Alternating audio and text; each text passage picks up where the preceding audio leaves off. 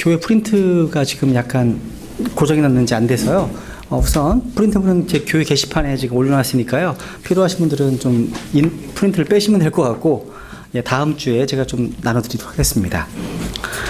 예, 오늘은 강의 제목은 이제 신약교회의 목적입니다. 신약교회의 목적. 그래서 이 땅에 존재하는 이 교회의 존재 목적에 대해서 충분히 이해할 필요가 있어서 한번 정리를 해보도록 하겠습니다. 우선 하나씩 찾아볼게요. 요한복음 17장입니다. 요한복음 17장.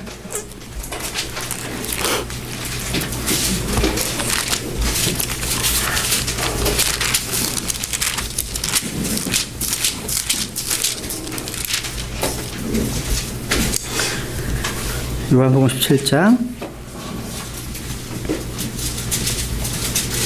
14절부터 제가 읽어보겠습니다. 요한복음 17장 14절.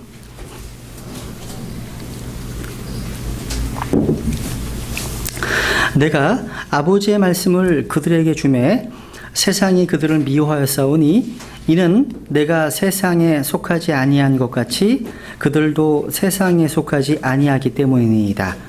나는 아버지께서 그들을 세상에서 데려가시라고 기도하지 아니하오며 다만 그들을 악에서 지켜주시라고 기도하나이다. 내가 세상에 속하지 아니한 것 같이 그들도 세상에 속하지 아니하나이다. 아버지의 진리로 그들을 거룩히 구별하옵소서. 아버지의 말씀은 진리니이다. 아버지께서 나를 세상에 보내신 것 같이 나도 그들을 세상에 보내었고 또 내가 그들을 위하여 내 자신을 거룩히 구별하오니 이것은 그들도 진리를 통해 거룩히 구별되게 하려 함이니이다.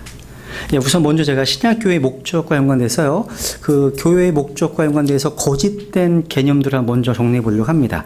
그러니까 신약교회의 목적, 그러니까 교회가 지상에서 무엇을 해야 하는가에 대해서 상당히 많은 잘못된 개념들이 있습니다. 이런 많은 오해 때문에 비성경적인 조직을 설립하고 비성경적인 실행을 낳게 되었다는 건데, 우선 이런 개념이 있습니다. 지금 말씀드린 건 신약교회의 목적이 아닌 겁니다. 첫 번째, 세상을 구원하는 것. 세상을 구원하는 것. 이게 가능할까요? 여러분, 한국 복음화라는 말 들어보셨죠? 또 지구촌을 복음화시켜야 된다. 세계 복음화 이런 말 들어보셨죠? 이게 사실은 장로교회에서 나온 후천년주의라고 하는 거짓된 개념입니다. 여러분, 쉽게 예를 들어봐서 마태복음 13장에 보시면 하늘의 왕국의 비유를 말씀하시면서 씨 뿌리는 자의 비유를 말씀하시죠. 그 씨 뿌리는 자의 비유 가운데 열매를 맺었던 밭은 하나였습니다. 그죠? 나머지 세 개의 밭은 열매를 맺지 못했습니다. 그러니까 날짐승으로 예표된 사탄, 외부의 공격이 있습니다. 태양, 마찬가지죠. 또 가시밭, 세상의 유혹들, 이런 외부의 공격이 있고 또 내적인 문제가 있습니다. 그래서 그 네 가지 밭 가운데 무려 75%는 열매를 맺지 못했습니다. 그러면서 본다면 이 한국을 복음화시킨다? 이 복음에 대한 궁극적인 승리? 이런 것도 있을 수가 없는 거예요. 지금 느끼시죠? 그죠? 네, 그래서 세상을 구원한다? 이게 아니라는 거죠. 그래서 이거 사실은 마태복음 13장에 보시면 이것을 이제 누룩이라는 비유를 들어서 마치 기독교 교회가 이제 복음화될 것처럼 전 세계가 이렇게 가르치는 거짓된 개념 중에 하나입니다. 성경은 반대죠. 마지막 때가 되면 사랑이 더 식어지고 거짓 그리스도가 등장하고 또 전 세계가 더 좋아져 나빠져요? 나빠지고 있습니다. 나빠지고 있어요. 하나 찾아볼까요? 우선 디모데 후서를 보죠. 디모데 후서. 마태복음을 갈게요. 마태복음 24장을 보죠. 마태복음 24장.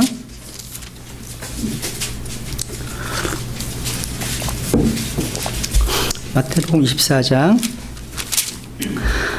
5절. 이게 이제 3절에 보시면 주께서 오시는 때의 표적, 또 세상 끝의 표적이 무엇이냐고 제자들이 질문했을 때 예수님의 답변입니다. 여기 보시면 5절. 많은 사람이 내 이름으로 와서 내가 그리스도라 하며 많은 사람을 속이리라. 많은 사람이 예수 그리스도의 이름으로 와서 내가 그리스도다라고 속인다고 얘기합니다. 이런 케이스가 지금 전 세계로 엄청 많습니다. 너무 잘생기고요. 정말 눈으로 보기에도 예수님 같아 보이는 사람도 있어요. 얼마 전에 봤을 때 호주에 있는 거짓 그리스도에 대한 글을 한번 읽어본 적이 있는데 진짜 예수님 생겼어요. 생긴 게. 잘생겼어요. 사진에서 보는 거랑 비슷해요. 진짜. 근데 그 사람을 지금 5천 명이 추종하고 있어요. 야, 이런 것들이 지금 마지막 때의 징조 중에 하나라는 거죠. 그죠? 그리고 이제 민족 분쟁, 또 전쟁, 기근, 역병, 지진이 있을 것이다 얘기하시고요. 그리고 9절에 보시면 그때 그들이 너희를 넘겨주어 고통받게 하고 너희를 죽이리니 너희가 내 이름으로 인해 모든 민족들에게 미움을 받으리라. 이 너희는 바로 예수님의 제자들, 유대인들입니다. 또 하나님 백성이라고 할 수 있어요. 그러니까 지금 마지막 때가 되면 반유대주의가 팽배해질 것이다. 여러분, 그거 제가 지난주에 말씀드렸죠. 지금은 나는 이슬람교도입니다. 나는 모슬렘입니다. 나는 불교도입니다. 나는 무신론자입니다. 이런 말을 하면 아무 문제가 안 돼요. 근데 I am a Christian, 내가 그리스도인입니다. 난 기독교인입니다. 또는 나는 유대인입니다. 라는 말을 하면 문제가 돼요. 지난번에 오레곤주 총기 단수 사건도 기억하시죠? 그죠? 종교가 뭐야? 기독교인입니다. 머리를 빵 쏩니다. 다른 종교에 가면 다리를 빵 쐈다고 했죠? 그죠? 이런 세상이 됐다는 거죠. 여러분, 미국이라는 나라는요, 한 200~300년 전에 하나님 믿는 사람들이 세웠던 나라예요. 나라 자체가 성경적 토대 위에서 세워진 나라라는 거죠. 그죠? 그러니까 미국은 기독교 국가로 시작이 되었습니다.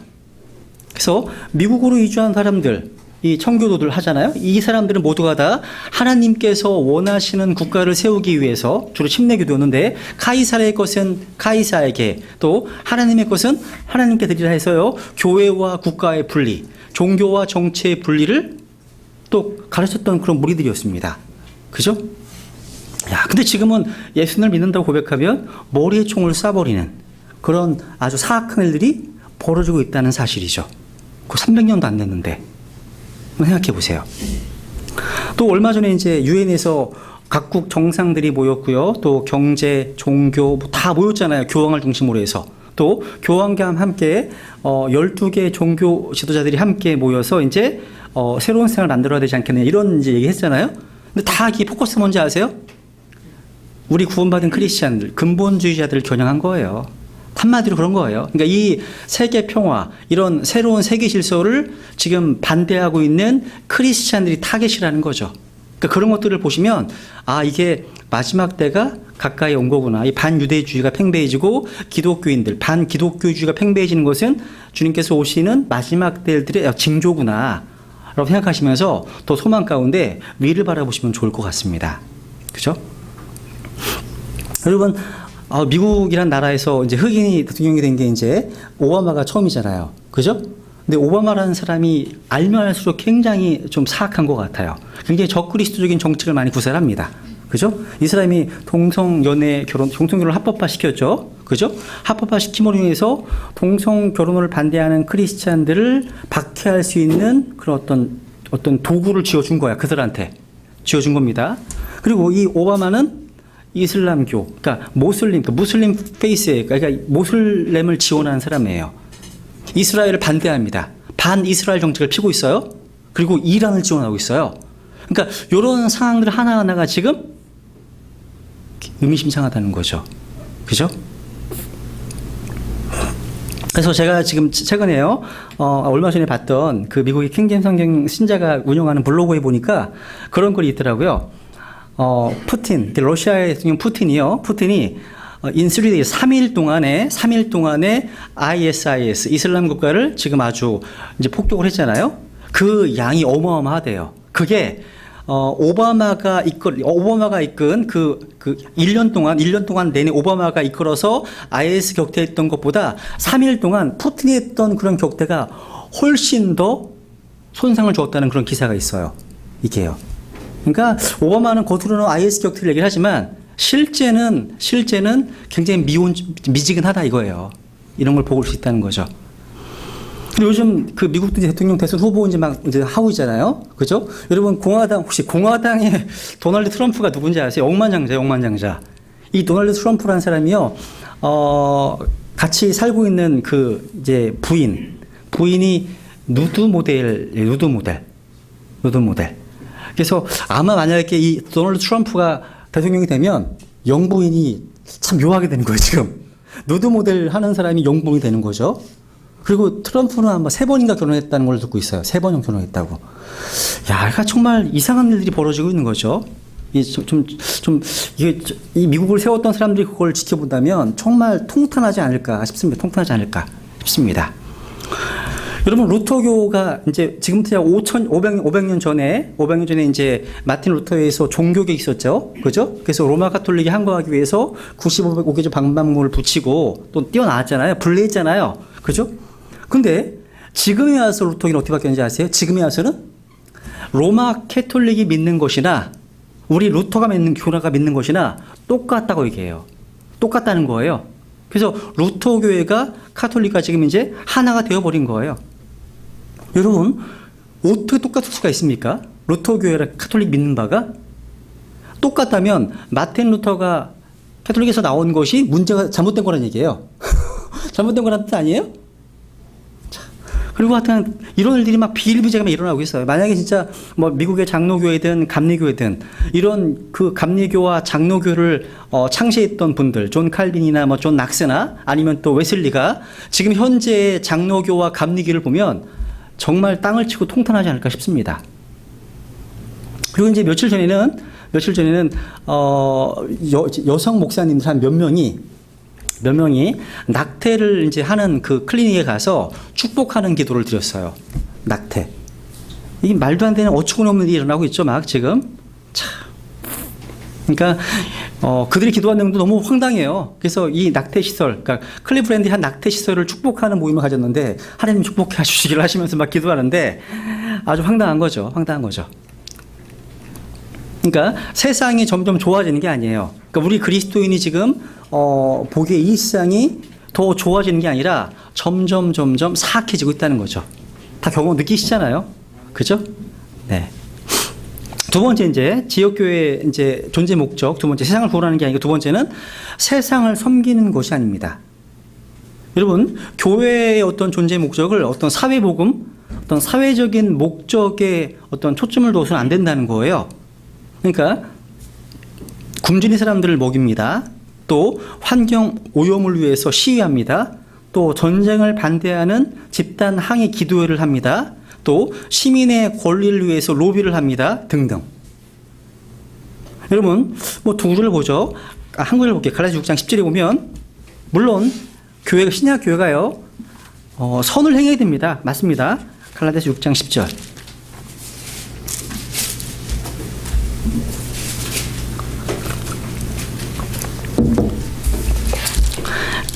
갈라디아서 6장 10절. 그러므로 우리는 기회에 있는 대로 모든 사람에게 선을 행하되 특히 믿음의 집안에 속한 자들에게 할지니라. 모든 사람에게 선을 행해야 됩니다. 그죠? 근데 세상을 섬긴다? 이것이 교회의 주된 목적은 아니라는 거예요.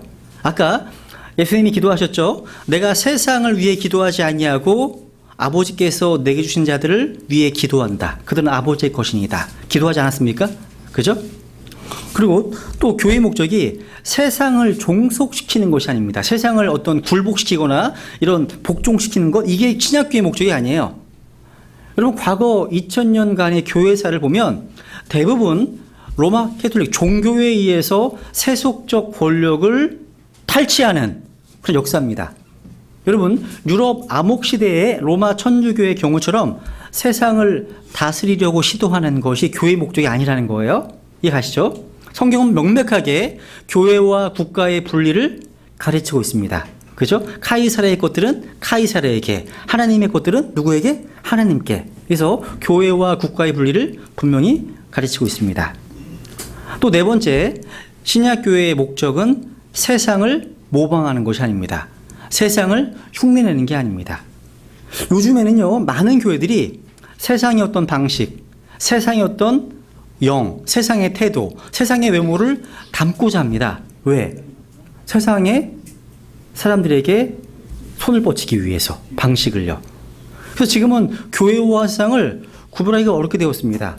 듣는 음악을 듣더라도 이게 세상의 음악인지 가사를 듣지 않고 그 리듬만 들으면 이게 세상 음악인지 아니면 교회 음악인지를 구분이 안 돼요.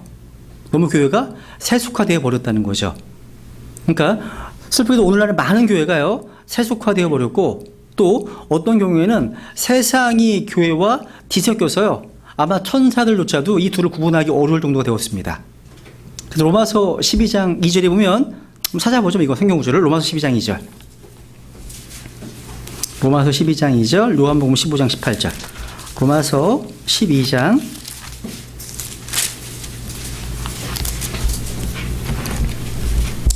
2절 같이 읽어보죠. 시작. 너희는 이 세상에 동화되지 말고 오직 너희 생각을 새롭게 함으로 변화를 받아 하나님의 그 선하시고 받으실 만하며 완전하신 뜻이 무엇인지 입증하도록 하라. 너희는 이 세상에 동화되지 말고, 이 세상과 일치하면 아무런 어떤 영향력도 행사하지 못합니다. 크리스찬으로서 이 세상과 동화되지 말고. 또 요한복음 15장 보세요. 요한복음 15장. 우리는 세상에 있어야 하지만 세상에 속해서는 안 됩니다. 그죠? 요한복음 15장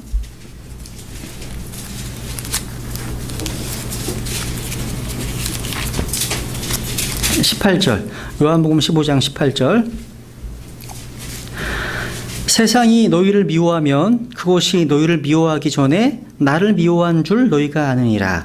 너희가 세상에 속하였으면 세상이 자기 것을 사랑하였으리라. 그러나 너희가 세상에 속하지 아니하고 도리어 내가 세상에서 너희를 택하였으므로 세상이 너희를 미워하느니라. 어렵지 않습니다. 또 하나 응용보세요. 17장 방금 읽은 말씀인데요. 14절 보시면 14절. 내가 아버지의 말씀을 17장 14절. 내가 아버지의 말씀을 그들에게 주매 세상이 그들을 미워하였사오니 이는 내가 세상에 속하지 아니한 것 같이 그들도 세상에 속하지 아니하기 때문이니이다. 그렇습니다. 주님께서 제자들에게 아버지의 말씀을 주었습니다. 성령으로 다시 태어난 우리 속사람은 영이요 생명인 이 말씀들이 없이는 살 수가 없습니다. 그러니까 거듭난 구원받은 우리 새 사람, 속사람은요 말씀을 먹어야 되고 말씀을 마셔야 됩니다. 그러니까 우리가 구원받았다면 구원받은 사람의 첫 번째 증거 중에 하나가 뭐냐면 하나님의 말씀에 대한 관심이에요. 구원받았다고 하는데 하나님의 말씀에 무관심해요? 그 이상한 거예요. 다시 태어났다면 말씀의 젖을 사모할 수밖에 없다는 거죠. 그죠? 그래서 이 말씀의 젖은요, 말씀은 우리 속 사람의 성장을 돕는 젖이고 우리가 먹고 살아야 될 빵이고 또 고기이고 생수입니다. 하나님의 말씀이요. 주님께서는요, 아버지의 말씀들을 우리에게 주셔서 성도들이 먹고 건강하게 자라서 열매를 맺게 하셨다는 거죠. 그런데 세상은 그것을 미워합니다. 그러니까 우리가 말씀을 받는 그 순간 그 사람은 혼이 구원받고 영이 거듭납니다. 그래서 이 악한 현 세상에서 건진받기 때문이라는 거죠. 그러니까 더 이상 세상에 속하지 않기 때문에 우리를 미워하는 거예요. 그러니까 우리의 신분이 다른 거예요. 신분이 다른 겁니다. 그래서 주님께서 세상에 속하지 아니한 것 같이 우리 역시 이 세상에 속하지 않았습니다. 여러분은요, 자신의 소속을 잘 아셔야 됩니다. 소속이 어딘지 분명하셔야 된다는 거죠. 양다리 걸치는 거 되게 위험한 거예요. 가랭이 찢어질 수 있어요. 그죠? 그러니까 우리의 소속은 어디라고요? 이 현 세상이 아니라는 거죠. 고린도전서 2장에 보면 우리는 이 세상의 영을 받지 않았습니다. 그죠? 하나님께로부터 영을 받았습니다. 또 세상은 예수 그리스도를 십자가에 못 박았습니다. 그렇기 때문에 예수 그리스도께 속한 여러분과 저는요, 역시 십자가에 못 박는다는 거죠. 근데 우리는 세상에 지지는 않습니다. 왜? 주님께서 세상을 이기셨기 때문입니다. 그러니까 여러분, 우리 안에 계신 분이 세상에 있는 이보다 훨씬 크십니다. 훨씬 위대하신 분이십니다. 그래서 우리의 소속은 어디라고요? 하나님이시라는 거죠. 그렇죠? 또 16절에 보시면 내가 세상에 속하지 아니한 것 같이 그들도 세상에 속하지 아니하나이다. 종종 그런 얘기 하잖아요. 종종 이제 말씀을 전하다 보면 좀 많이 타락한 성도들을 두고서 저 월드리 크리스찬, 세상에 속한 크리스찬 이런 말로 하지만 우리가 성경적으로 보면요, 우리가 세상에 속한 그리스도인은 없습니다. 성경적으로. 그러니까 우리가 예수 그리스도의 피로 구원받아서 그리스도인이 되는 순간 세상에 속하지 않습니다. 우리는요. 신분이 바뀐 거예요.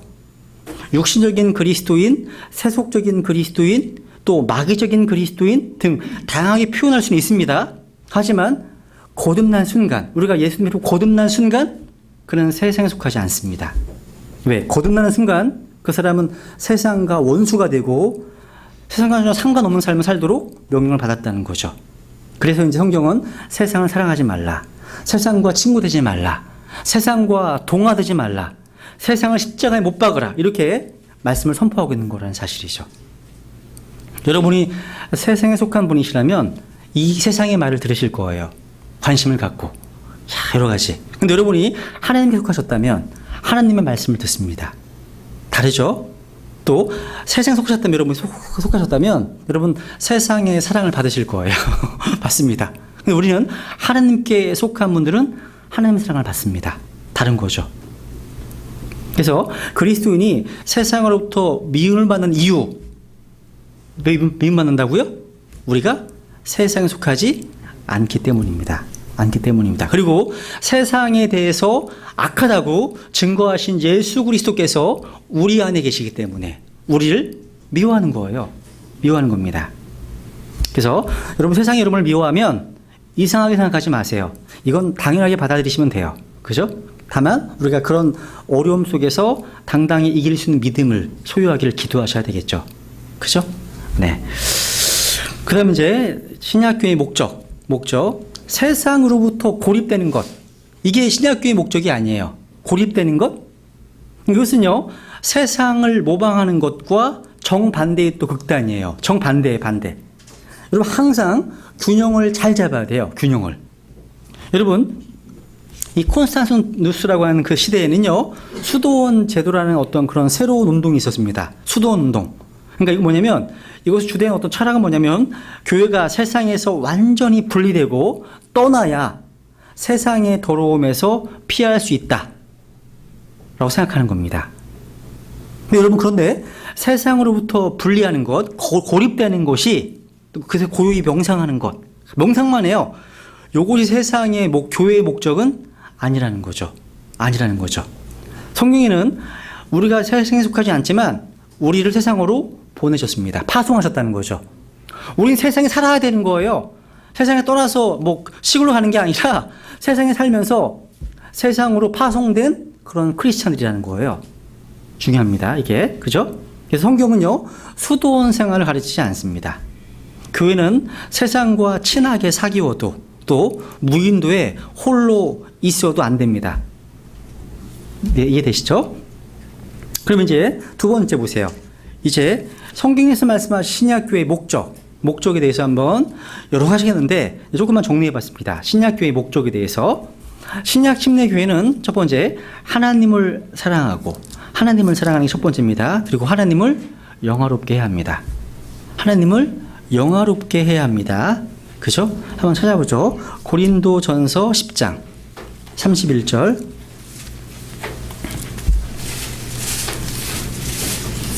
고린도전서 10장 31절. 아마 이거 모르시는 분 없으실 거예요. 이 말씀은. 그죠? 모르시는 분이 없지만 이 말씀을 매일매일 매순간 삶에 적용하는 분들은 많지 않을 것 같은데요. 10장 31절. 같이 읽어볼게요. 시작. 그런즉 너희가 먹든지 마시든지 무엇을 하든지 모든 일을 하나님의 영광을 위하여 하라. 그러니까 모든 일을 하나님의 영광을 위하여. 이것이 그리스도인의 하나의 표가 되어야 돼요. 모든 일을 하나님의 영광을 위하여. 그러니까 이 한 말씀이면 우리가 어떻게 살아야 하는지, 내가 무엇을 위해 살아야 하는지가 충분해요. 충분합니다. 하나님의 영광을 위하여. 그럼 우리가 정리해 볼게요. 우리가 어떻게 하나님께 영광 돌릴 수 있을까요? 첫 번째, 우리는 선한 행실로 하나님께 영광을 돌려야 됩니다. 마태복음 5장 16절에 보면 우리의 선한 행위를 보고 하늘에 계신 너희 아버지께 영광을 돌리게 하라 말씀하십니다. 에베소서 2장을 볼게요. 에베소서 2장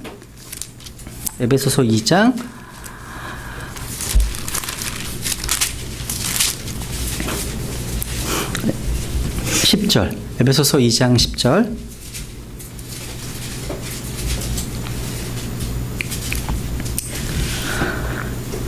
우리는 그분의 작품이요 그리스도 예수님 안에서 선한 행위를 하도록 창조된 자들이니라.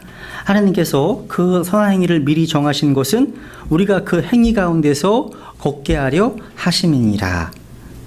여기 보시면 우리는요 선한 행위를 하도록 창조된 자들입니다. 에이, 구원받았으니까 이제 나는 천국 갈 거니까 마음대로 살아도 돼. 이거는 상당히 문제가 심한 겁니다. 심각한 겁니다. 구원을 안 받았든지 병들었든 둘 중에 하나인 거예요. 잘못 배웠든지. 성경에는 우리가 구원받았다면 구원의 목적이 뭐냐면 선한 행위를 하도록 창조하셨다고 말씀하십니다. 세상은요 우리의 믿음을 보는 게 아니에요. 세상은 우리의 행위를 봅니다. 그래서 우리로 하여금요 네 행위를 보여봐 이렇게 말합니다. 행위를 보이라고 말하는 거예요. 우리가 선한 행위로 구원받은 것은 아니지만 구원받은 자라면 마땅히 선한 행위를 보여줘야 되는 겁니다. 그죠? 두 번째, 우리는 또 찬양으로 하나님께 영광을 돌려야 됩니다. 이 찬양은요, 히브리서 13장 15절에 보면 하나님께서 기뻐하시는 영적 희생물입니다. 찬양은요. 그래서 시편 150편에 보면 호흡 있는 자는 다 어떻게 하라고요? 주님을 찬양하라고 말씀하십니다. 에베소 1장 앞에 12절 보세요. 12절. 에베소 1장 12절을 보면 이것은 먼저 그리스도를 신뢰한 우리가 그분의 영광을 찬양하게 하려 함이라. 자, 그리스도의 영광을 찬양하게 하려 함이라. 우리는 주님의 영광을 찬양해야 됩니다. 그 다음 이제 고린도 후서 4장입니다. 우리는 감사를 통해서 하나님께 영광을 돌려야 됩니다. 고린도 후서 4장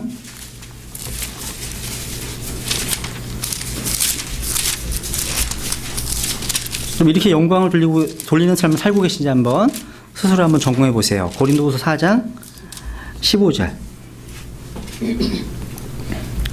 모든 것이 너희를 위하여 있나니 이것은 많은 사람의 감사를 통하여 풍성한 은혜가 넘쳐나서 하나님께 영광이 되게 하려 함이라. 많은 사람의 감사를 통하여 감사. 우리는 감사를 통해서 하나님께 영광 돌릴 수 있습니다. 감사. 이 모든 일에 감사하라. 이것은 바로 하나님의 뜻입니다. 우리는 감사를 통해서 하나님께 영광 돌릴 수 있습니다. 흥미로운 거 한번 찾아볼게요. 누가복음 17장 보세요. 이 감사가 영광과 관계가 있어요. 누가복음 17장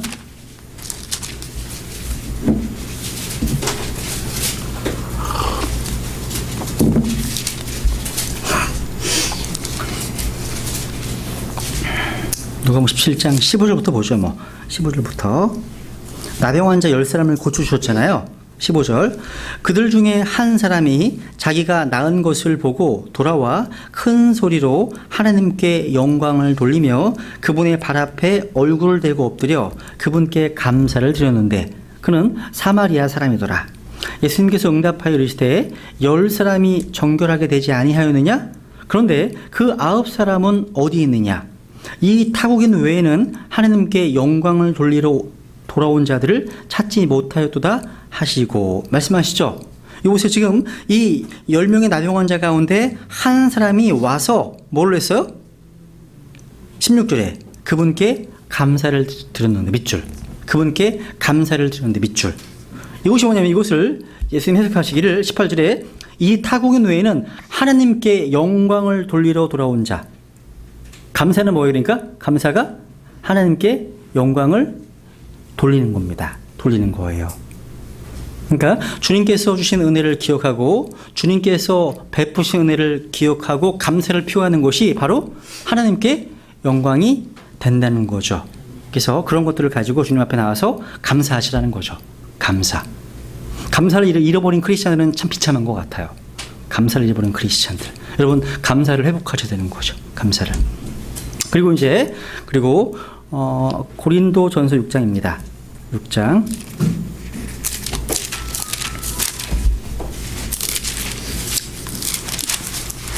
우리는 우리의 몸을 가지고서 하나님께 영광을 돌려야 됩니다.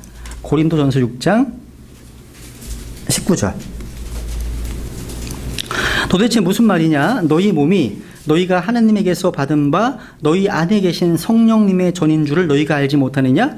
너희는 너희 자신의 것이 아니니 주께서 값을 치르고 너희를 사셨느니라. 그런즉 하나님의 것인 너희 몸과 너희 영으로 하나님께 영광을 돌리라. 자, 하나님의 것인 너희 몸과 너희 영으로 하나님께 영광을 돌리라.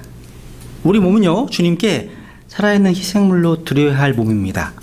그래서 우리 몸을 거룩히 구별하고 몸의 지체를 주님께 내어 드려야 한다고 로마서 6장 말씀하고 있죠. 그죠? 이 몸을 다른 창기의 지체도 아니고 불의의 도로 내어 주셔서 안 된다는 거죠. 주님께 내어 드려야 한다는 거죠. 주님께서 우리 몸을 통해서 영광 받으십니다. 몸을 통해서. 마음만 있는 게 아니라 몸을 통해서.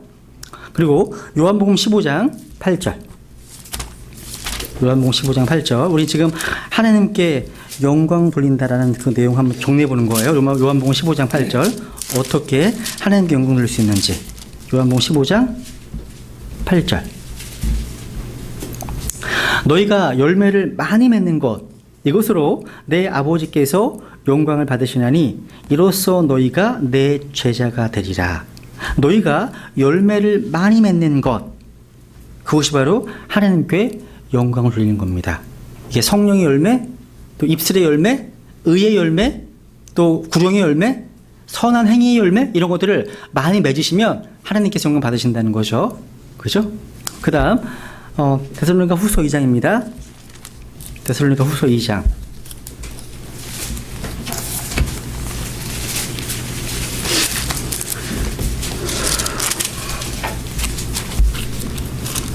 (2장) 14절. 네, 14절.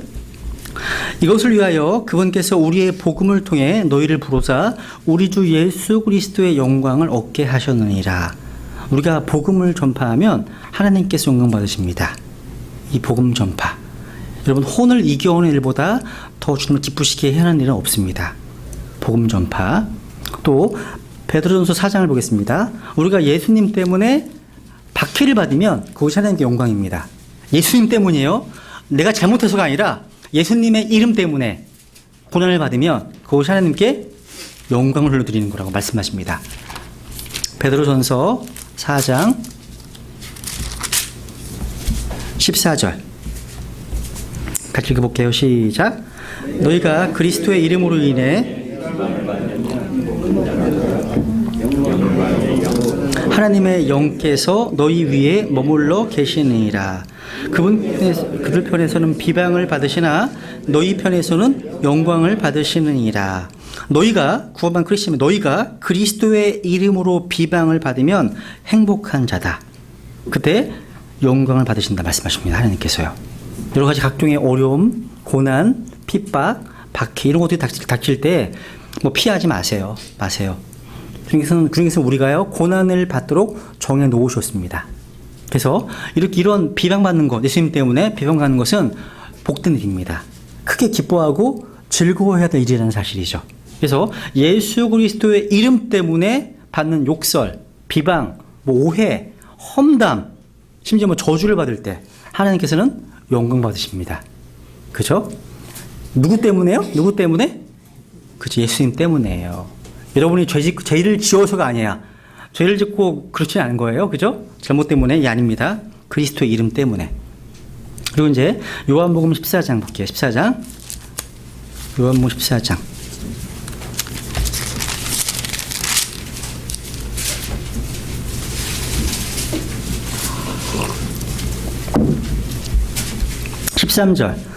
요한복음 14장 13절.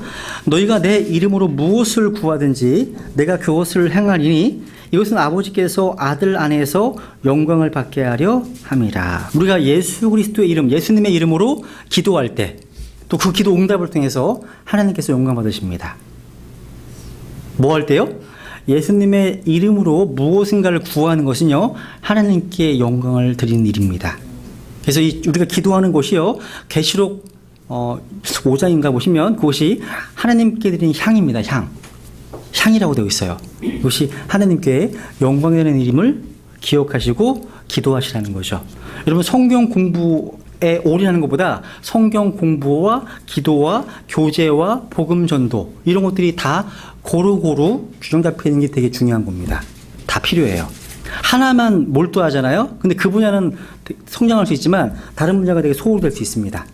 우리는 골고루 성장하죠. 골고루요. 균형 잡혀서. 그래서 성경에서는 모든 성경 기록이 하나님의 영감을 줬다 말씀하시면서 우리 구원받은 크리스천들 하여금 성경을 쓰는 목적은 모든 선한 일에 철저히 갖추어지게 하기 위함이라 말씀하십니다. 모든 선한 일이에요. 지식만이 아니라는 거죠. 그죠? 여러분 기도 생활, 또 감사하는 삶, 또 교제하는 것, 섬기는 것, 교회에서 헌신하는 것, 다른 세대를 격려하고 세워주는 것, 다 골고루 성장하셔야 된다는 거죠. 하나만 집중하잖아요. 그러면 제대로 성장한 게 아닙니다. 골고루 성장해야 하는 겁니다. 두 번째 이제 또 보세요. 큰 돼지 두 번째. 신약교회는 이제 하나님의 은혜를 드러내야 됩니다. 하나님의 은혜. 에베소서만 보죠. 에베소 2장. 에베소 2장 7절, 또 3장 6절, 10절. 에베소 2장 7절. 이것은 그분께서 그리스도 예수님을 통해 우리에게 베푸신 친절 속에 담긴 자신의 은혜의 지극히 풍성함을 다가오는 시대들 속에서 보여주려 하심이라. 그분의 은혜의 지극히 풍성함을 보여주게 하기 위해서 구원하신 겁니다. 그리고 3장 6절. 이 신비는 곧 복음으로 말미암아 이방인들이 그리스도 안에서 동료 상속자가 되고 같은 몸에 속하게 되며 그분의 약속에 참여하는 자가 된다는 것이라. 10절. 그 목적은 그분께서 이제 교회를 사용하사 하늘의 처소들에 있는 정사들과 권능들에게 하나님의 각가지 지혜를 알게 하려 하심이라. 교회를 사용해서, 교회는요 마땅히 우리의 교회의 머리 대신 예수 그리스도의 어떠함을 드러내야 됩니다. 교회는요 하나님의 은혜를 드러낼 수 있어야 됩니다. 교회는 하나님의 지혜를 드러내야 됩니다. 교회는 하나님의 권능을 드러낼 수 있어야 됩니다. 교회는 하나님께 대한 찬양을 보여주어야 한다는 거예요. 그러니까 교회는 하나님의 어떠하심을 디스플레이 해줘야, 그러니까 화면에 보여줘야 한다는 거예요. 우리 삶을 통해서. 교회가요. 그게 목적입니다. 그리고 복음 전파, 이거 아까 말씀드렸고요. 그 다음에 믿는 자들에게 침례를 주고 말씀을 가르쳐서 그들을 세워줘야 한다. 이게 신약교회의 목적입니다. 그러니까 복음을 전하고 침례를 주고 또 말씀을 가르쳐서 양육, 세워줘야 한다는 것. 한 구절만 보죠. 에베소 4장, 에베소 찾았으니까 옆에 4장 보세요. 4장 11절.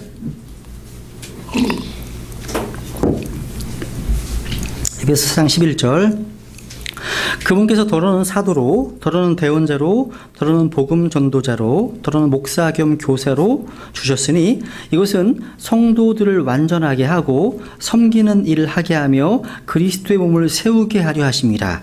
마침내 우리가 다 믿음과 하나님의 아들을 아는 것에서 하나가 되어 완전한 사람에 이르고 그리스도의 충만하심의 장성한 분량에까지 이르리니 이것은 우리가 이제부터 더 이상 아이가 되지 아니하여 사람들의 속임수와 몰래 숨어서 속이려 하는 자들이 사용하는 간교한 술수로 말미암아 교리의 모든 바람에 이리저리 흔들려 밀려다니지 아니하고 15절 같이 읽죠. 시작.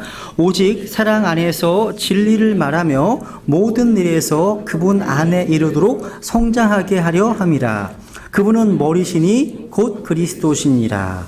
그분으로부터 온 몸이 각 부분의 분량 안에서의 효력 있는 일에 따라 모든 마디가 공급하는 것에 의해 꼭 맞게 함께 결합되고 들어차서 몸을 자라게 하여 사랑 안에서 스스로를 세우느니라.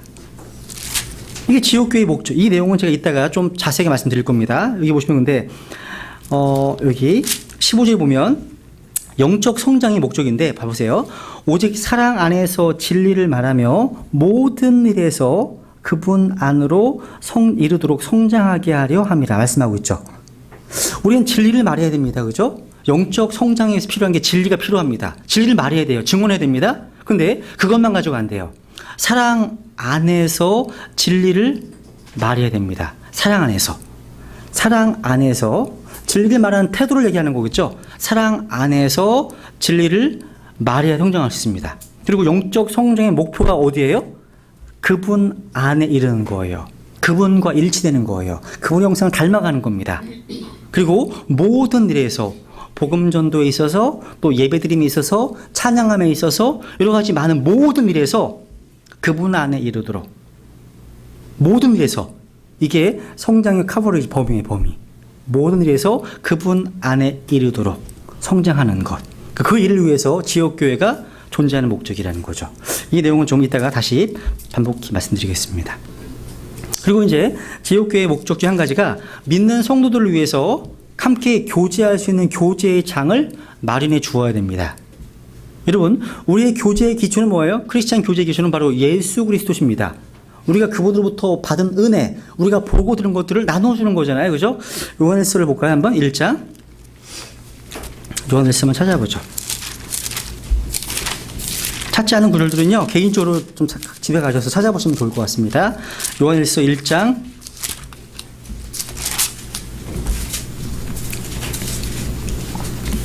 3절. 우리가 보고 들은 그것을 너희에게 밝히 드러내면 너희 또한 우리와 교제하게 하려 함이니 참으로 우리의 교제는 아버지와 함께하는 것이며 그분의 아들 예수 그리스도와 함께하는 것이니라. 교제의 대상이 나오죠. 누구와 함께하는 거라고요? 교제는 아버지와 함께하는 거랍니다. 우리의 교제가 아버지와 함께하는 것이고 또 그분의 아들 예수 그리스도와 함께하는 걸로 말씀하십니다. 6절. 만약 우리가 그분과 교제한다고 말하며 어둠 가운데 거리면 우리가 거짓말하고 진리를 행하지 아니하느니라. 그러나 그분께서 빛 가운데 계신 것 같이 만약 우리가 빛 가운데 거리면 우리가 서로 교제하고 또 그분의 아들 예수 그리스도의 피가 모든 죄에서 우리를 깨끗하게 하느니라. 야, 그러니까 크리스찬의 교제는 뭐예요? 내가 보고 듣고 받은 것을 나누는 겁니다.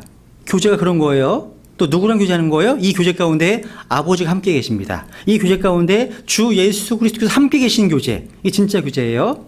근데 크리스찬의 교제를 파괴하는 게 있어요. 그게 뭐예요? 어둠, 죄입니다. 죄.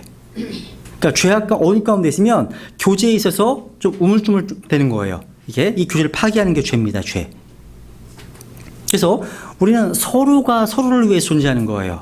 나 혼자 신앙생활하는 게 아닙니다. 성경은요, 서로에 대한 책임과 의무가 있음을 강조하고 있어요. 여러분 성경 보면 요한복음 13장에 보면 서로 사랑하라. 서로 사랑하라 말씀하시죠. 또 갈라디아서 6장 2절에 보면 서로 남의 짐을 져주라고 말씀하십니다. 서로. 또 로마서 14장에 보시면 더 약한 형제를 도와라고 말씀하십니다. 도우라고요. 또 야고보서 5장 16절에 보면 서로를 위해서 기도해 주랍니다. 기도하는 것. 서로. 그리고 데살로니가전서 4장 18절, 5장 11절에 보시면 서로 위로하고 서로 권면하라고 말씀하십니다. 또 히브리서 10장 24절에 보면 서로 믿음을 세워주랍니다. 그리고 로마서 15장 14절에 보면 서로 훈계하라고 말씀하십니다. 훈계하라. 또 디모데전서 5장 27절에 보면 서로 죄를 꾸짖으라 말씀하십니다. 야고보서 5장 16절에 보면 서로의 죄 잘못들을 고백하랍니다. 또 서로 용서하랍니다. 또 서로 영적으로 회복시키랍니다. 다 뭐가 나와요? 서로가 서로를 위해서. 서로. 그래서 신앙생활, 이 교회생활 하지 않는 크리스찬들은 이러한 명령도 어떻게 되는 거예요? 순종하지 못하는 겁니다. 그러니까 이런 명령들은요, 서로 교제하지 않고는 불가능한 것들이에요. 교제하지 않고는요. 함께 모이지 않고는 불가능한 거예요. 그래서 영적인 성장이요, 이러한 명령들에 순종하려면 함께 모여서 상호작용을 해야 성장할 수 있는 거예요. 서로 모여서. 그래서 모임에 참석하는 게 되게 중요하다는 거. 그리고 이제 신약교의 목적이 조금 약간 좀 부러울 것 같은 건데요. 이스라엘 민족을 자극해서 질투나게 하는 것. 이것도 하나의 목적 중에 성경 하나로 표현되어 로마 11장에 말씀하고 있습니다. 또 한 가지 흥미로운 게요. 천년 왕국에서 다스릴 자를 준비시키는 것. 이게 또 하나의 목적입니다. 우리는 천연왕국에서 왕과 세상으로 다스릴 거 아니에요? 그죠? 그 일을 위해 준비시키는 게 지금이라고 말씀하시는 거예요. 그죠? 또 진리를 지탱하는 것. 신약 침례교회는요, 진리를 붙들고 있습니다. 진리를 붙들어야 됩니다. 또 신약 침례교회는 진리 안에서 계속 거해야 됩니다. 요번 8장 말씀하고 있죠? 또 신약 침례교회는 진리를 밝히 드러내야 됩니다. 또 신약 침례교회는 진리를 위해 싸워야 됩니다. 싸워야 되는 거예요. 뭐를 위해서요? 진리를 위해서. 진리를 위해서. 그래서 요약하면 이런 거예요. 신약교회의 사명은 많은 성도들이 예수 그리스도를 닮도록 하는 일을 수행하는 것. 요약하면 이런 거예요. 그러니까 구원받은 모든 성도들로 하여금 예수 그리스도를 닮도록 하는 것. 이게 신약 침례교회의 목적입니다. 목적. 그 아래 이제 표를 보세요. 표. 좀 지역교회의 목적과 연관돼서요. 아주 훌륭한 성경 교사였던 그 조지 파슨 목사님의 글을 한번 소개해 드린 건데요. 보시면 이번에 이제 지역교회의 목적과 연관돼서요. 많은 침례교회에서 복음 전파냐 양육에 포커스 맞춰야 되느냐 이런 부분과 연관돼서 어느 쪽에 더 포커스를 맞춰야 되는지 한번 정리해 오신 거예요. 한번 표를 보세요. 이거 여러분은 왜 이 교회에 출석하십니까? 이 교회?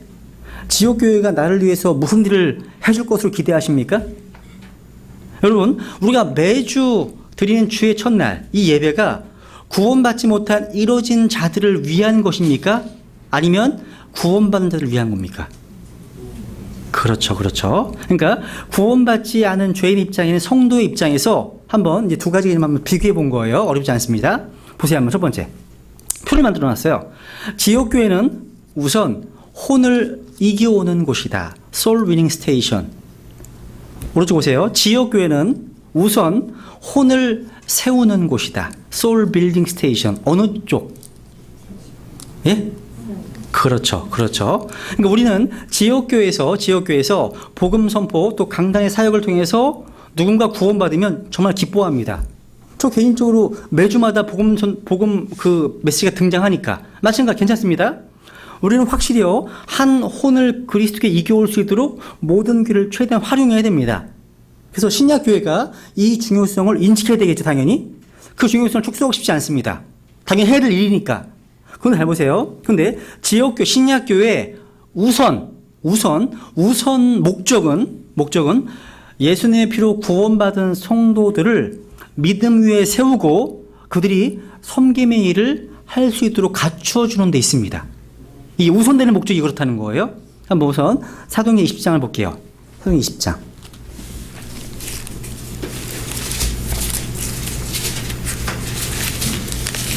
사도행전 20장. 근데 놀라운 사실은요. 후자에 집중하잖아요. 혼을 세우는 데 집중하잖아요. 그러면 자연스럽게 혼을 이겨오게 되어 있어요.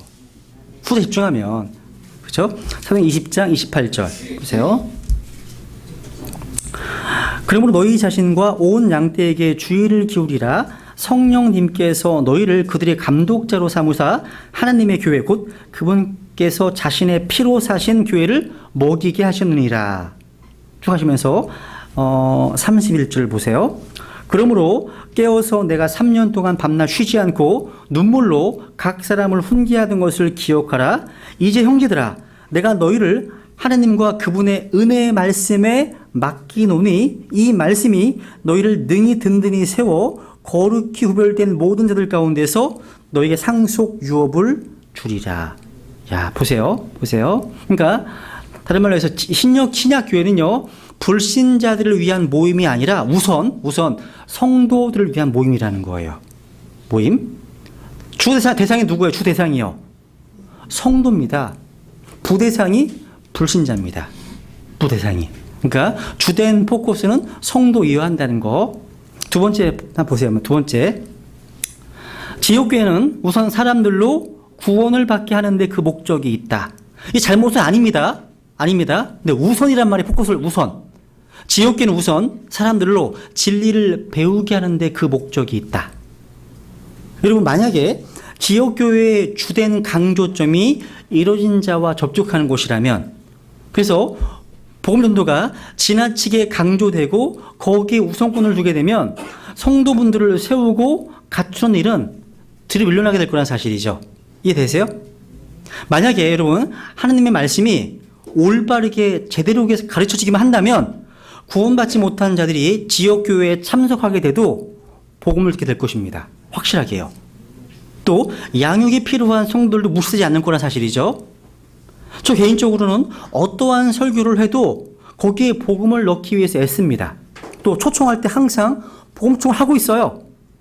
왜? 누군가 새로 오신 분들이 말씀을 통해서 마음이 열지 모르기 때문에 필요합니다. 하지만 그것이 항상 주는 아니라는 거예요. 이해가시죠? 이게 지역들만 다를 수 있어요. 그러니까 균형이 되게 필요한 거, 균형이 필요한 거야, 균형이요. 그 다음 박스 보세요, 한번. 지역교회는, 신약교회는 복음을 선포해야 한다. 여기서 복음이란 구원받지 않은 자들이요, 구원받기 위해서 알아야 될 진리, 즉 구원의 복된 소식을 뜻하는 겁니다. 오른쪽 보세요. 지역교회는 말씀을 선포해야 합니다. 여기에는 복음뿐만 아니라 모든 성경 기록을 소홀히 하지 않고 선포하는 겁니다. 보세요. 다시 아래 보세요. 디모데후서를 가볼게요. 디모데후서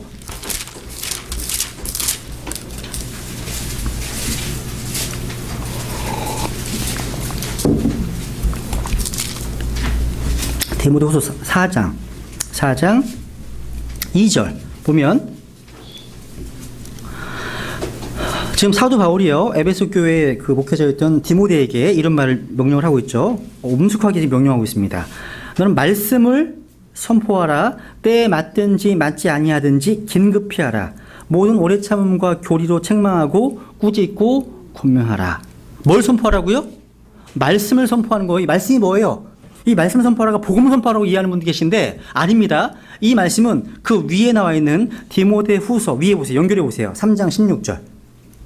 모든 성경 기록은 하나님의 영감으로 주신 것으로 교리와 책망과 바로잡음과 의로 교육하기에 유익하니 이것은 하나님의 사람이 완전하게 되어 모든 선한 일에 철저히 갖추어지게 하려 함이라 라고 말씀하실 때 여기 모든 성경 기록이 말씀이에요. 복음만이 아니라는 거죠. 매주일 복음만 선포하는 것도 문제라는 거죠. 그죠? 복음을 아예 선포하는 것도 문제예요. 균형이 필요한 거예요. 그러니까 하나님께서 이 강단에서 이 목회자가 성경 전체를 한 구절 한 구절 창세기부터 요한계시록까지 하나님의 모든 계획을 선포한다면 끊임없이 말씀을 듣는 자들에게 예수 그리스도와 그분의 위대한 구원을 선포하지 않을 수 없게 될 겁니다. 그러니까 성경 어디를 보더라도 복음이 안 나올 수가 없어요. 다 연관되어 있다는 거죠. 그죠?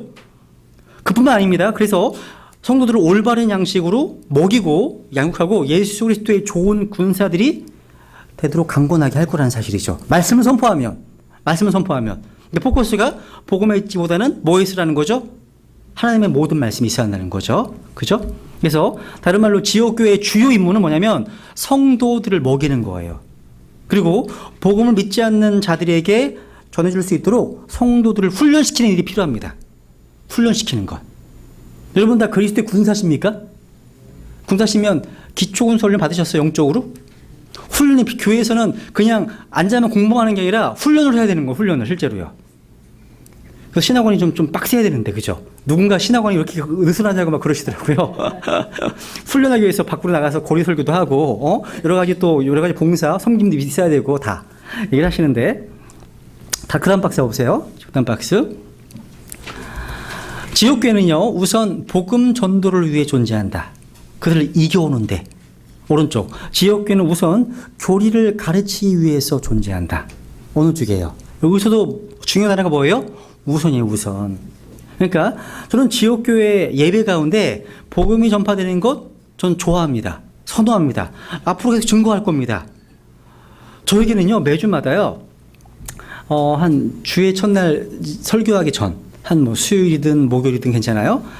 형님께 부탁을 드렸어요. 혹시 사랑하는 가족들이 주의 첫날 예배에 참여하신다 라고 이제 그걸 아시면 저한테 미리 전화를 달라고 말씀드려요.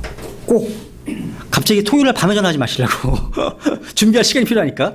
근데 수요일날 목요일쯤에 전화를 하시잖아요. 하시면 그 주에 해당하는 주는 지금은 이제 창립한 지 6개월밖에 안 됐기 때문에 복음 설교를 합니다. 그리고 오후에 성경 공부를 주로 하는 편이고요. 그러니까 어렵게 가족을 모시고 왔는데 제가 너무 어려운 얘기를 해. 그러면 그분들에게는 되게 힘들 수 있잖아요. 그래서 미리 양해를 말씀드린 거죠. 혹시 가족분들이 오시거나 부모님이 오시거나 또 아이들이 온다. 그러면 미리 얘기해 달라고. 그러면 사실 어떤 말씀을 준비하다가도 그 사이사이에 항상 복음을 집어넣게 되는 거예요. 이 필요한 거예요. 그러니까 어쨌거나 포커스는 뭐예요? 포커스는 복음 전도가 포커스가 아니라 하나님 말씀을 선포하게 되면 그 안에 자연스럽게 복음 전도가 들어있게 된다는 거예요. 그죠? 근데 문제는 뭐냐면 복음 전도가 주된 초점이 되고 성도들은 세상에 나가서 싸울 힘을 얻기 위한 영적 양식을 얻지 못하면 모든 성도들이 구령자가 될 수 없다는 거예요. 구령자가. 그죠? 그래서 지역교회의 주된 초점이 무엇인지 한번 잘 정리할 필요가 있다는 겁니다. 그 다음에 이제 보세요. 그 다음 박스. 지역교회는 구원받지 못한 자들을 복음을 듣게 하기 위해서 데리고 오는 것. 이게 주된 포커스입니까? 아니면 복음을 가지고 구원받지 않은 자들에게 성도들로 하여금 나가게 하는 것. 어떤 게 더 먼저일까요? 그렇죠. 그렇습니다. 그렇습니다. 하나님께서는요, 온 세상으로 나가서 모든 사람을 교회에 초대하라. 이렇게 말씀하지 않았습니다. 물론 우리는 그들로 하여금 복음을 듣도록 교회에 데려오는 것도 필요합니다. 성경에 나와요. 와서 보라. 와서 보라 얘기합니다. 그런데 성경은 그들이 복음을 들을 수 있도록 성도들이 나가야 함을 강조하고 있다는 거예요. 그러니까 이 복음에 대한 강조는요, 매일매일이 되어야 되는 거죠. 그죠? 이것을 우리가 세상에 나가서 이루어진 혼들을 이겨오기 위해서 애쓰는 거라는 사실이죠.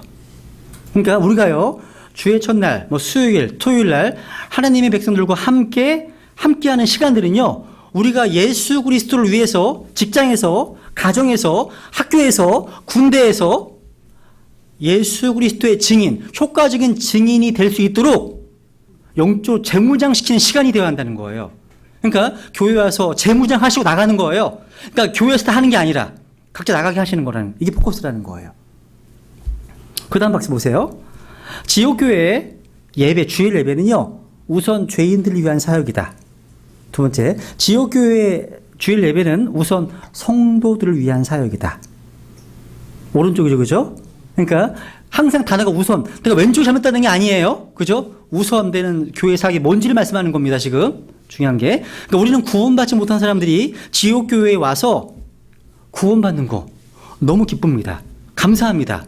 그렇게 섬겨왔어요. 근데 그것이 지역교회의 주된 목적은 아니고요. 하나님의 모든 계획을 다 선포해서 성도들로 하여금 밖으로 나가서 복음을 전파하고 섬기고 봉사하는 일을 하도록 잘 갖춰지게 하는 게 목적이라는 거예요. 이게 다 연관되죠, 내용들이. 그 다음, 지역교회의 우선되는 첫 번째 목표는 사람들로 구원을 받게 하는 것이다. 구원 시적 목적이다라고 하는 분들이 있습니다. 오른쪽 박스. 지역교회의 우선되는 첫 번째 목표는 구원받은 사람들이 예수 그리스도의 형상과 일치시키는 데 있다. 왜? 구원은 단지 첫 단추에 불과하니까. 어느 쪽인지 아시겠죠, 그죠?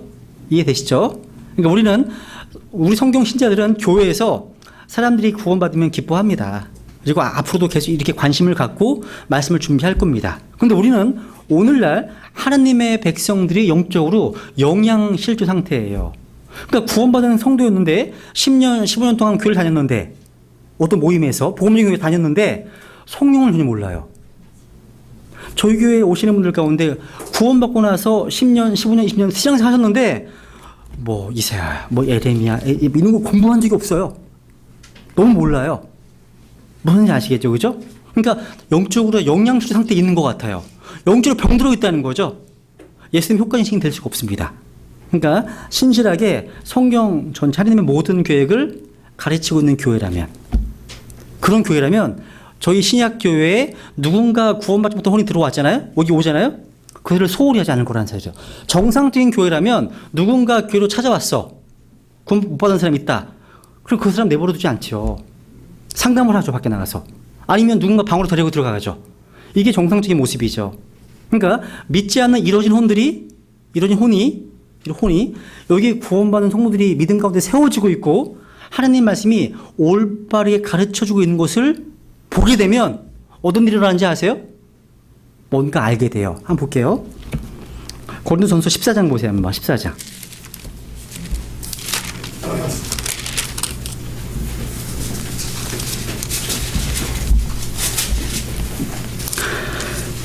고린도전서 14장 24절.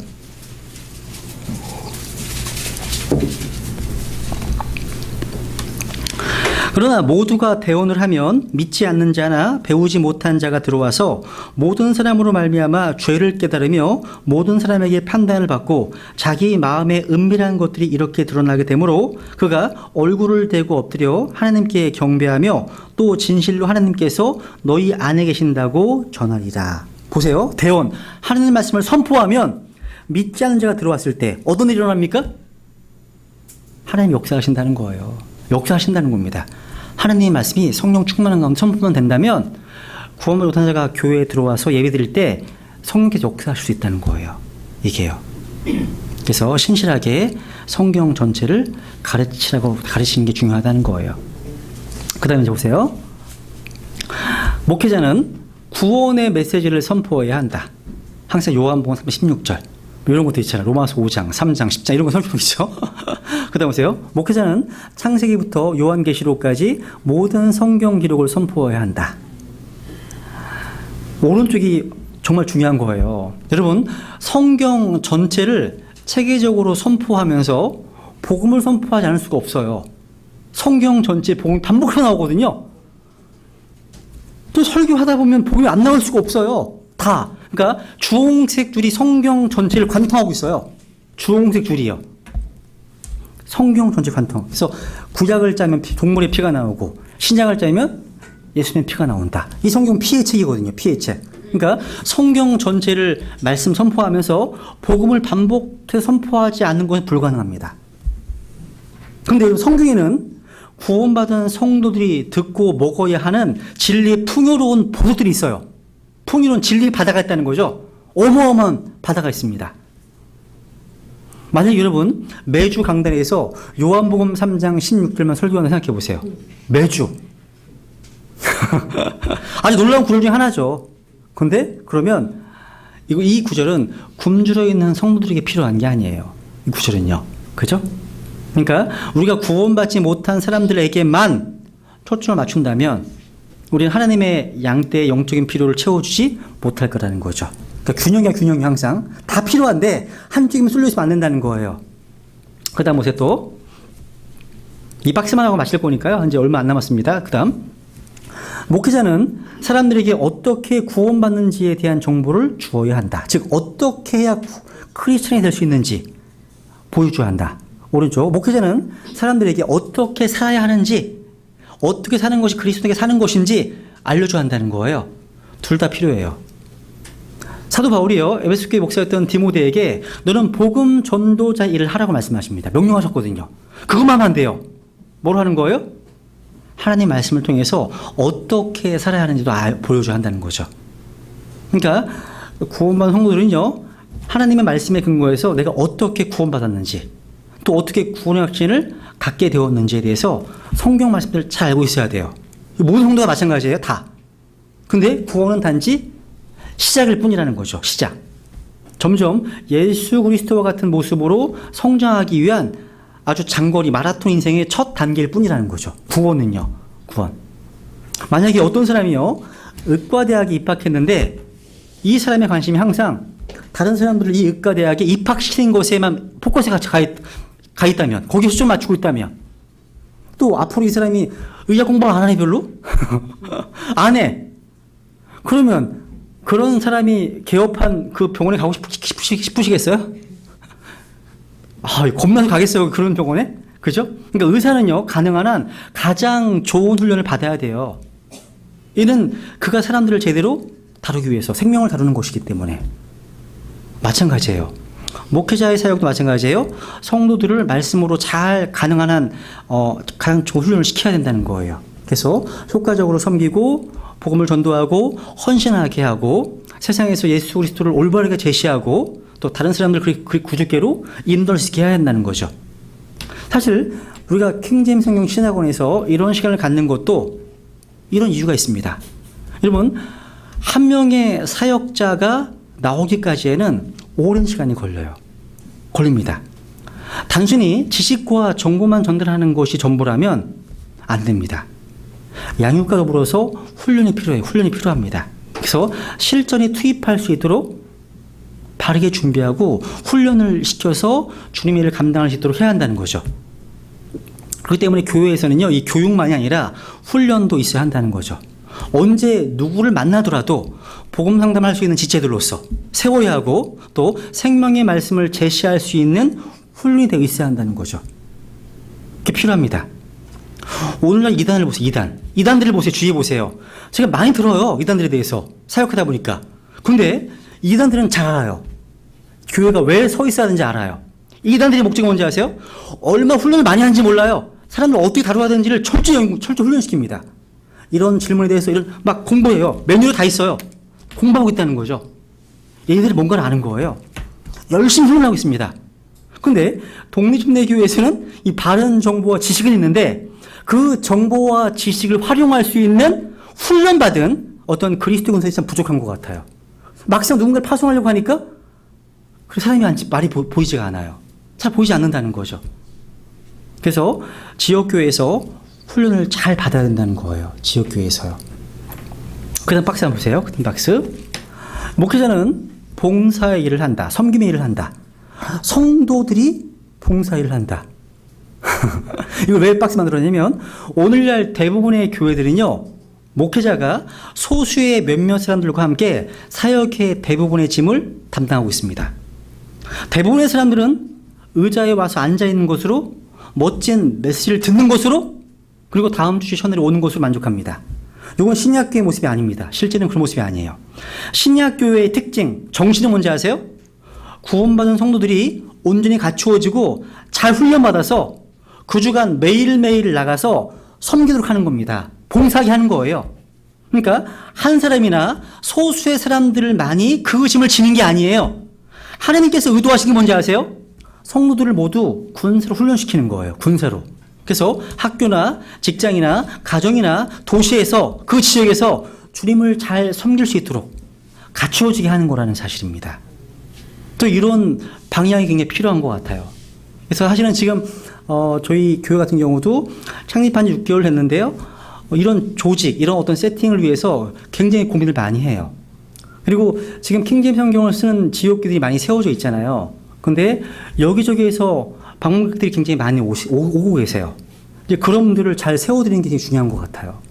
그리고 그러기 위해서는 먼저 기존에 같이 함께하는 지체들을 잘 먼저 세워드리는 게 필요합니다. 그들이 각자 자기 일을 할 수 있게끔, 섬길 수 있게끔. 이게 중요합니다. 그 다음 박스 보세요. 목회자는 사역자이다. 맞죠? 그 다음 보세요. 모든 성도들이 사역자이다. 이러면 사역자예요. 다. 보세요. 한번 찾아보죠. 에베소 4장 볼게요. 에베소 4장.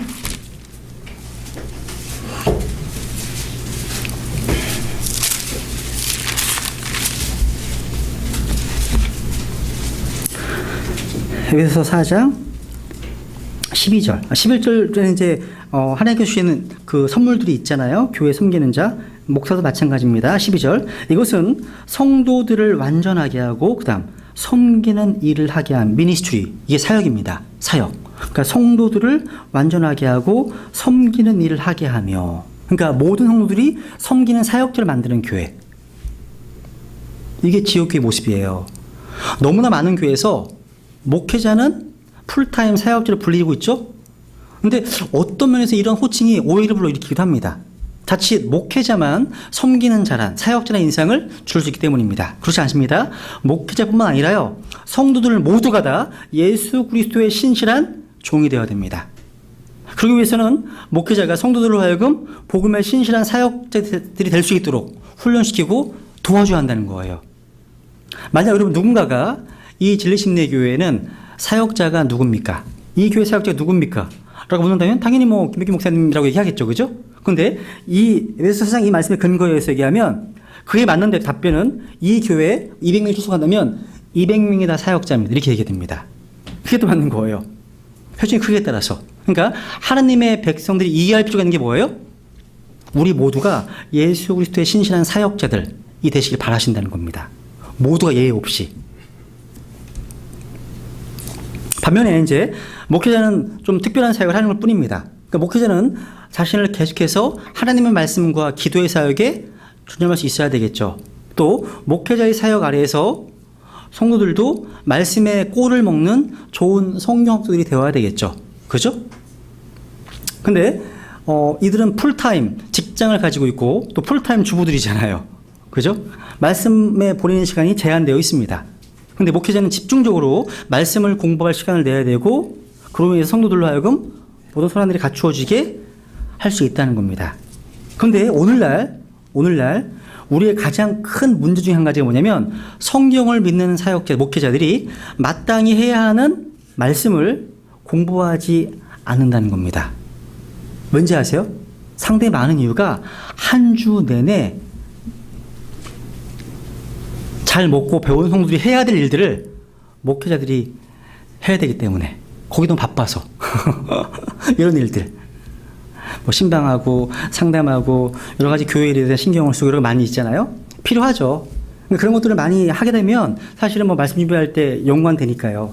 필요합니다. 그런데 월, 화, 수, 목, 금, 토를 다 써버리면 언제 말씀 준비해요? 그죠? 그래서 그렇게 목회자 오래 가지 못합니다. 넋도 없는다는 거예요. 그죠? 그 포커스가 이제 이런 일에 집중할 수 있도록 배려하는 게 필요하다는 거죠.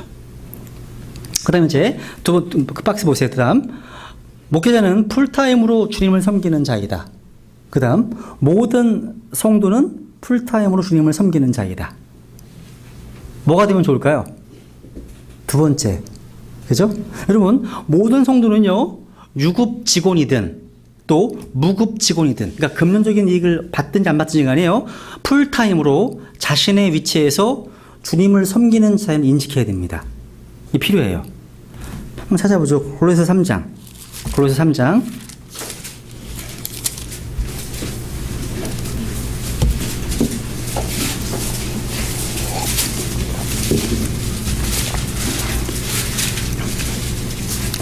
(23절) 또 너희가 무슨 일을 하든지 마음을 다해 죽게 하듯 하고 사람들에게 하듯 하지 말라. 너희가 상속 유업의 보상을 주에게서 받는 줄 아나니 너희는 주 그리스도를 섬기느니라. 말씀하고 있죠. 그죠? 그러니까 성도들이 직업이 다 무엇이든 간에 뭐 변호사건, 교수건, 선생이건 간에 다 보험 설계사건, 가정주부건 간에 우리의 주요 직업은 지극히 높으신 하나님의 종이 되어서 그 부르심에 합당하게 행해야 한다는 겁니다. 각자의 부르심이 있잖아요. 그 부르심에 풀타임으로 섬기는 자야 됩니다. 각자의 부르심이에요. 그래서 여러분의 정말 부르심을 알고 있다면 그 부르심을 위해서 잘 갖추어지고 충분히 훈련받을 필요가 있다는 사실입니다. 그 지옥의 목적이 그거라는 거예요. 그리고 또 다 비슷한 얘기예요. 마지막 보면 목회자는 복음을 선포하는 자이다? 아닙니다. 그 다음 모든 성도는 복음을 선포하는 자이다. 어느 쪽? 두 번째. 그죠? 그래서 사실 사역자들은요, 목회자들은 교회 예배에서뿐만 아니라 다른 경우 뭐 장례식이든 결혼식이든 간에 예수님의 복음을 전파할 수 있는 기회를 많이 가지고 있습니다. 그런데 사역자가 신실하게 성경 전체를 가르치고 선포하면 반복해서 예수 그리스도의 인격과 사역을 드높일 수밖에 없습니다. 놀라운 구원을 가르칠 수밖에 없다는 거죠. 당연히요. 그죠? 근데 복음 전파의 책임은 모든 핏값 주고 사신받은 하나님의 백성들에게 있습니다. 여러분, 사역자는요, 성도들이 현장에서 일하는 공장이나 병원이나 학교나 보험회사나 그 사업 장소에 들어갈 수 없어요. 못 들어가잖아요. 여러분 들어가시잖아, 대신에. 여러분 각자가. 그래서 하나님께서는 여러분의 삶과 입술로 예수님의 증인이 되라고 그곳에 두신 겁니다. 두신 거예요. 그래서 뭐 병원을 방문하거나 전도일을 나누어 주거나 이웃에게 복음을 전하기 위해서 뭐 성경을 가르치거나 여러 가지 등등. 이런 것들을 위해서는 목사가 될 필요는 없습니다. 그죠?